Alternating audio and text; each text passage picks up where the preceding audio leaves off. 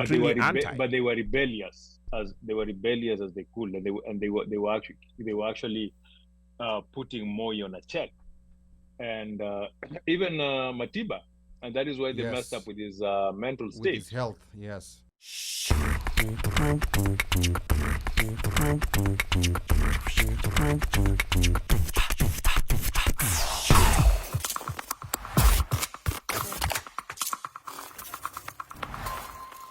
TikTok and Twitter for the most part, with people defending Israel being generous to give water to the Palestinians. Oh my word, the Palestinians. I mean, is that not ridiculous? Am I?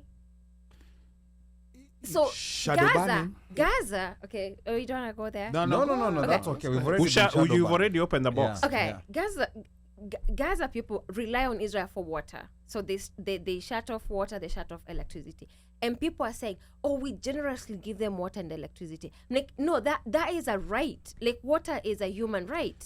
So you have to understand. You have to understand the mentality, or rather the system that colonizers were using to colonize Africa, which is the exact same playbook that Israel took and used on the Palestinians. And then, of course, wash off the history, take it off people's conscience, and make people believe that these European descendants that we see in Israel, that they are related to the people who are living in those lands 3,000 years ago.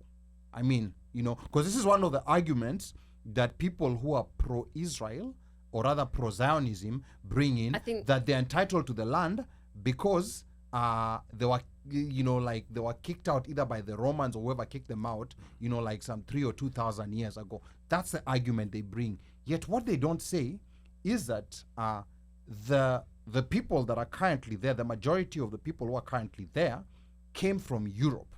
They're European descendants, because Judaism is not it's not an ethnicity, it's a religion. So they're the Europeans. The people who are ethnically there are not related to a majority of the people that are now claiming ancestry in that land. And that's, one of those unfortunate hard facts that people don't want to deal with. Remember, this has been conditioning that has happened for so many years, and history books have been rewritten and erased to take it off people's conscience. And that's why I still empathize with those people that still believe some of these stories that Israel is giving. My question was, and I think this is, as you said, it's a playbook of colonialism. How would someone say we're being generous to give people water? Remember when the British colonizers were giving themselves credit for educating us? Who told them that we and they gave us independence, remember? They gave us independence after taking it away from us. Yeah, and they talk about they gave us, infrastructure, and they gave us this and they gave us that.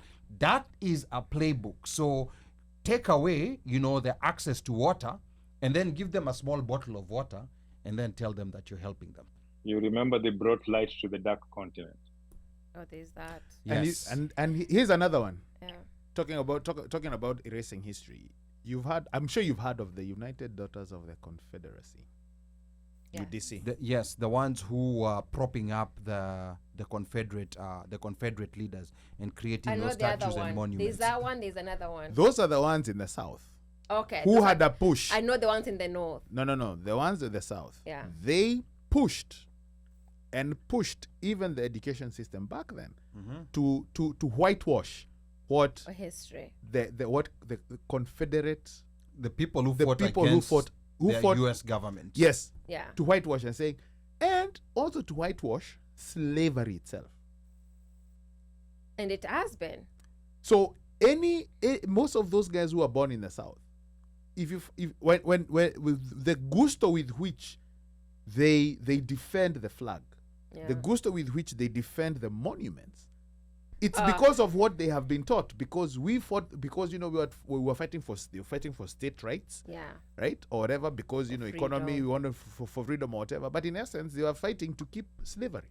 Okay, some comments here. Oh, sorry. Slay says, I was asking, does anyone have a video of the untoned version of Malema? There's one video that I'm gonna share with you, Slay, where Malema was telling a reporter who was asking a silly question that he has. Was asking a question.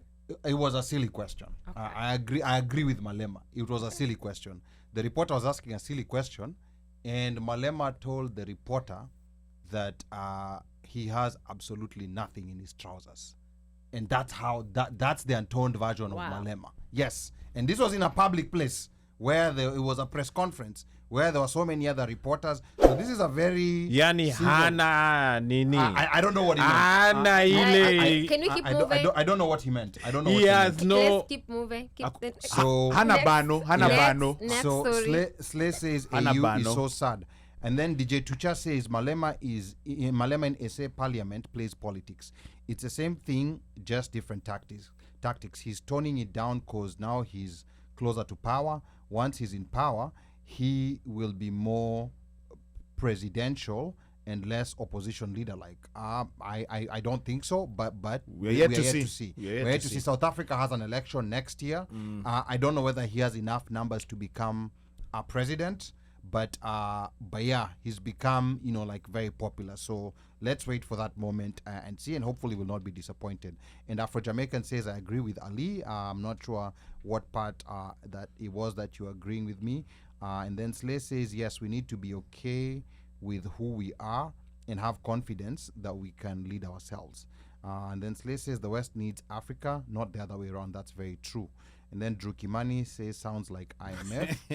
Slay says, the most toxic mindset in history. Doreen wants that video to be sent. I'll find that video and I'm going to share it with you guys so that you understand that even this Malema version that you're seeing today, like he was very, very, and he still is very fearless. It's just that now he has a bit more. He plays the game. language. Yeah, he's a little bit more diplomatic in his delivery, but he's still not mincing his words. Yeah. So he's gonna sugarcoat the way that they bite you / hit you.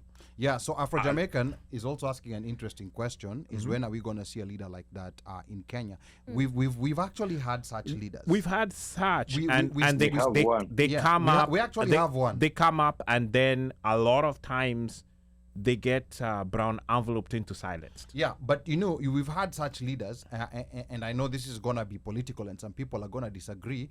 Like, I've been following Raila Odinga since my childhood. This was Raila Odinga. Like when you see Malema, this was Raila Odinga, and of course, like the powers that be have never wanted him to be president. It's quite clear that he won the 2007 election. I mean, now, of course, he's much older than he was, and he's been around, like for much longer. But we've had such people. The late Martin Shikuku, like I don't know whether, like Gen Zs might remember Martin Shikuku, but we've had so many. I would even say, like besides a few mistakes that he made more recently, former Makueni governor, Kivuda Kibwana, like these are people who are very forward thinking, like even when I was, like following them back in the 90s as a child. So we've had so many of them. I think the problem is that the Kenyan political system has never respected such people. The South African political system still has some respect for, like those, for example, like those people who are in the struggle, like characters like Malema. The Kenyan political system has not been very kind to such people. Some have been Malaysia. They are. Yes, they are. Yeah. Wow. I know. Yeah. You I read what somebody said.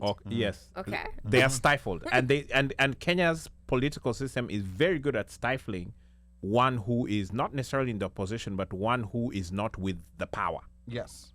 Who's not with the powers that Yes. be. So at the point in time when you have the power or you're in line with the powerful peeps, you're good.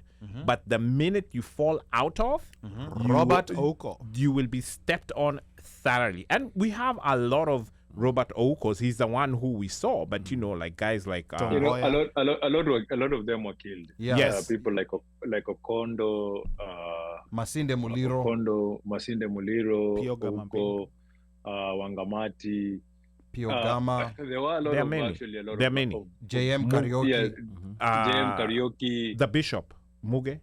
Alexander Kipsang. Muge was not even a politician. He was just Yes, a but he was yes, and he was but you're saying constant. politicians. He was constant. Yeah, but you're saying Sorry. Okay. We're saying politicians, Go ahead. guys who are in politics, Yeah. guys who had office. And these were guys who JM were is government in a JM one-party and state. JM wasn't But they really were anti. but they were rebellious as they could, and they were actually putting Moi on a check, and even Matiba, and that is why they messed up with his mental state, With his health, yes. because he was just a menace to the president. Now the thing is about Kenya is that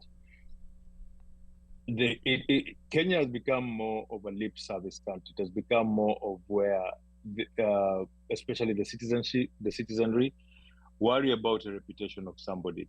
So in Kenya, it's quite easily to make the citizenry doubt somebody's credibility by just ruining his reputation. And even when he fights or says something, it just goes silent. Let's take, for example, at the beginning of this year, when we had Mandamano Mondays, every Monday it was a public holiday, right? And then what did people say? People said, right, you're reading our businesses, blah, blah, blah, blah, stay home, everybody stay home. Guess what? Kenya Kwanza, Azimio decided to stay home, no more Mandamano. What happened the other week when everything went up? People were calling for Azimio to Andamana, and what did Azimio leaders tell them? You know what? It's your constitutional right to go and protest. Go and protest. You're the guys who support the government. Now you're not supporting them. Go and protest. You said we are reading things for you. Now the thing is, as much as we have these leaders, do we have people to support these leaders? Somebody like Boni, I personally have had squabbles with Boni so many times, but one thing I respect about Boni is that he will fight